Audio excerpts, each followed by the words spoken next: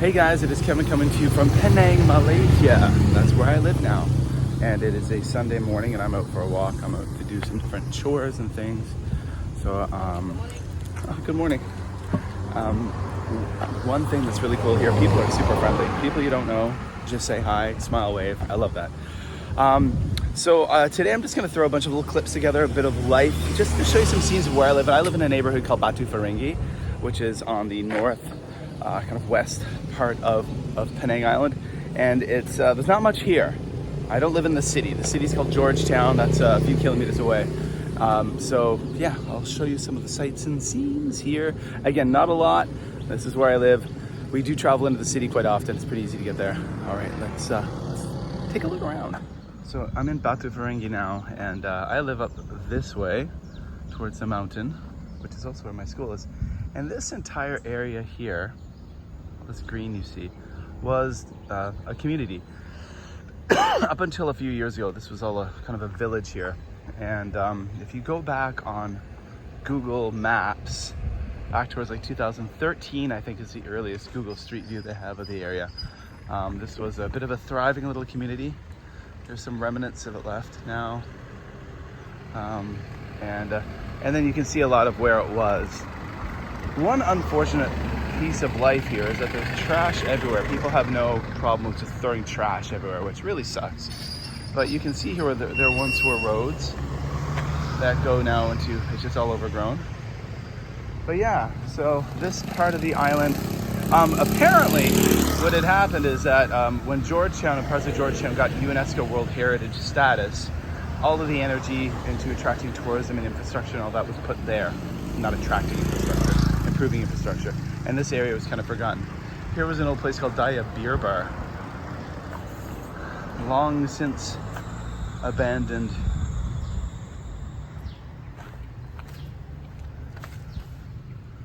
Some people actually live back there now.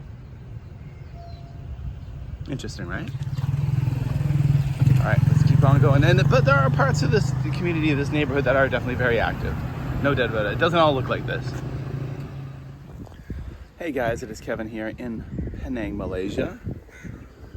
And this is a Chinese temple near my place. So Malaysia is predominantly a Muslim country. Islam is the majority religion by far. Here in Penang Island, which is in the northwest of the country, the population is split three ways really, and there is a large Chinese population, ethnic Chinese population who've been here for hundreds of years, and a Hindu population, as well as an ethnic Malay population. So you can find a lot of Chinese temples, Buddhist temples, Taoist temples. This is a Buddhist temple. And this is a very active one. It may be small. The complex continues around the side, and it's very active. There's a lot of things happening here, a lot of ceremonies, a lot of celebrations, a lot of activities. So there's a very active community connected with this temple. Yeah, so you're gonna cross the road, there's some flags here all the way down the road. And there's a lot of, again, always a lot of activities. It's a very interesting place. And it's a beautiful place, really well taken care of. All right, guys, I thought you'd like to see that. A little bit of a slice of life here in Penang, Malaysia.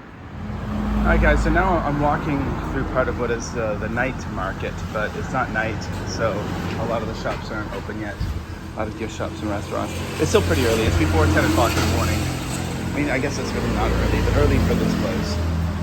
So some of the gift shops are starting to open up, and shops are headed towards tourists. There's the police station.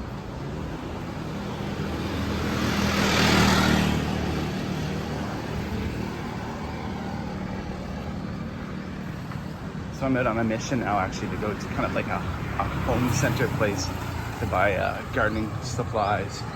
I run a school garden, so I have to buy some bags of soil, which I now have to lug up to the school. I have a pumpkin that needs to be transplanted ASAP today, a pumpkin plant. It's in a container that's far too small. I don't think I'm gonna have a pumpkin by Halloween, but I'm trying my best. We'll see. They grow remarkably fast, so.